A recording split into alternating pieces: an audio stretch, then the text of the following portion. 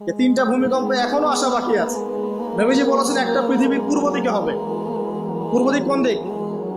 এই যে Indonesia, Malaysia, Bangladesh, Pakistan, Myanmar, আপনার শ্রীলঙ্কা, এই পুরো কন্টিনেন্ট পূর্ব দিক, পৃথিবীর পূর্ব দিক। কোন কান্ট্রি এটা তো বলা হয়নি, পূর্ব দিক বলা হয়েছে।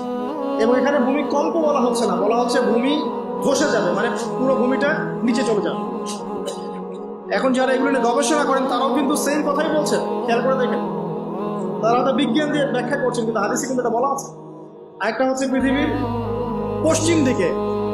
আর পশ্চিম দিকে কেন হবে জানেন? সমকামিতার কারণে, সুদের কারণে, জেনার কারণে, পর্নোগ্রাফির কারণে, এবং সারা বিশ্বকে তারা যে জুলুমটা করছে, এই জুলুমের প্রতিফল হিসেবে আল্লাহ পাক ঘোষিত।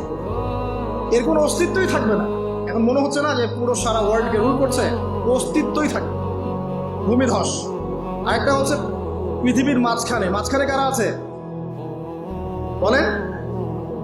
মাঝখানে আমাদের আমিরুল মুমিনিনরা আছে নাকি? যারা গান বাজনাকে উন্মুক্ত করে দিচ্ছে, যারা পর্দার শিথিলতা নিয়ে আসছে, হ্যাঁ, যারা ইসরায়েলের সাথে আঘাত করছে, এরা আছে, আমিরুল মুমিনিনরা আছে। তো সেখানেও একটা ফিতনা অপেক্ষা করছে, অপেক্ষা করতে থাকেন। তো এই কথাটা বলতে গিয়ে আমি এখানে এসেছি, পৃথিবীতে কিন্তু এখনো তিনটা বড় বড় ভূমিকম্প বাকি আছে।